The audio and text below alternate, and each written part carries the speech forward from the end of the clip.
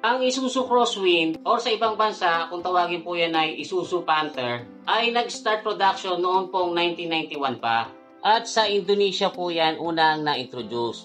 Pero dito po sa Pilipinas ay 1996 po yan na-introduce at ang tawag pa po dito noon ay hindi pa Crosswind kundi Highlander na ipinangtapat noon sa Toyota Tamaraw FX. Pero sa India, ito po ay nirebadge ng Chevrolet at tinawag po itong Chevrolet Tavera. Ang makina po nitong Isuzu Highlander ay yung very reliable, napakatibay at very fuel efficient na diesel engine na kung tawagin ay 4JA1.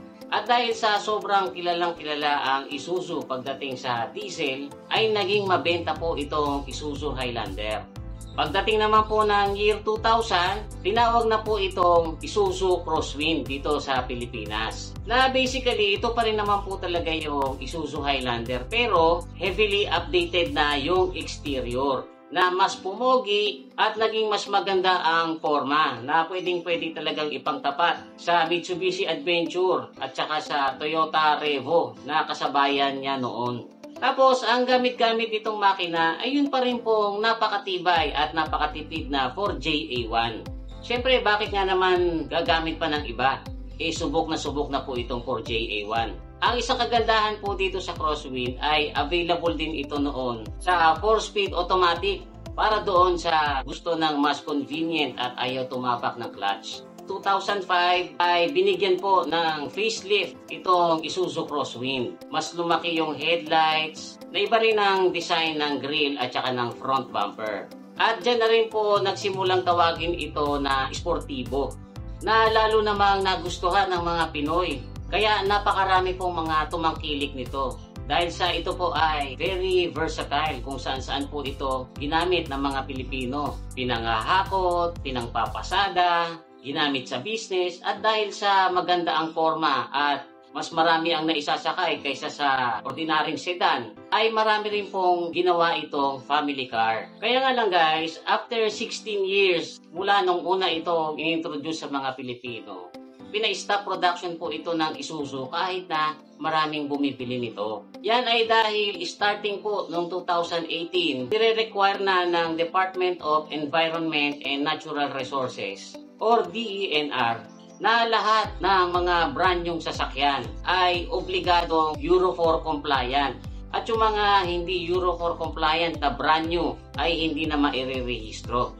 At dahil ang 4JA1 na diesel engine na nakakabit dyan sa Crosswind ay hindi po Euro 4 compliant, ito po ay Euro 2 lang, napilitan na po ang Isuzu na ipa-stop ang production ng Crosswind. Kaya marami pong nagtatanong kung ang problema po ay yung makina lang naman, bakit hindi na lang pinalitan ng Isuzu itong 4JA1 na ang mas modelong makina na Euro 4 compliant para hindi na sana na phase out itong Isuzu Crosswind.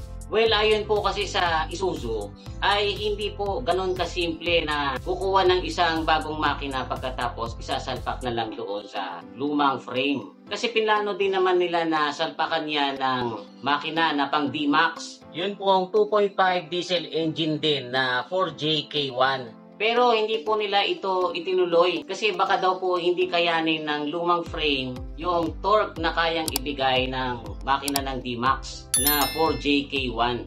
Ngayon ito naman pong lumang makina ng Crosswind na 4JA1 para ito maging Euro 4 compliant ay kailangang i-upgrade yung fuel system at gawing Common Rail Direct Injection or CRDI na syempre mas mahal kasi gumagamit na po ito ng electronics. Unlike dun sa dati na conventional diesel fuel injection pump lang na purely mechanical. Bukod pa dyan ay kailangan din lagyan ito ng diesel particulate filter or DPF para daw mas mag-improve ang emissions. Actually, ganyan nga po yung ginawa sa Isuzu Travis. 4JA1 pa rin po yung makina nun. Kaya marami nagtataka, bakit daw yung sa Travis na i-convert yung 4JA1 para maging Euro 4 compliant pero dito sa Crosswind ay hindi ginawa.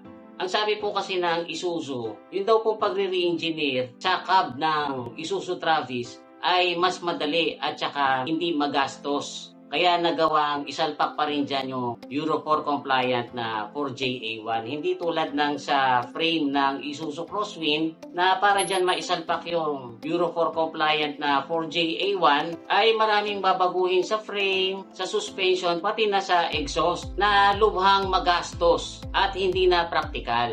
Kaya mas pinili na lang po ng Isuzu na i-phase out itong Crosswind at hindi na ipilit pa itong 4JA1.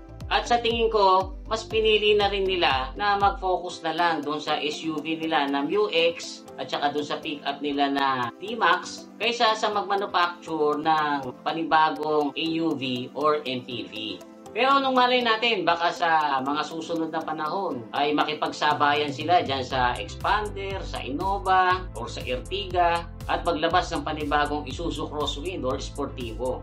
Pero sa ngayon po ay wala pa tayong balita dyan.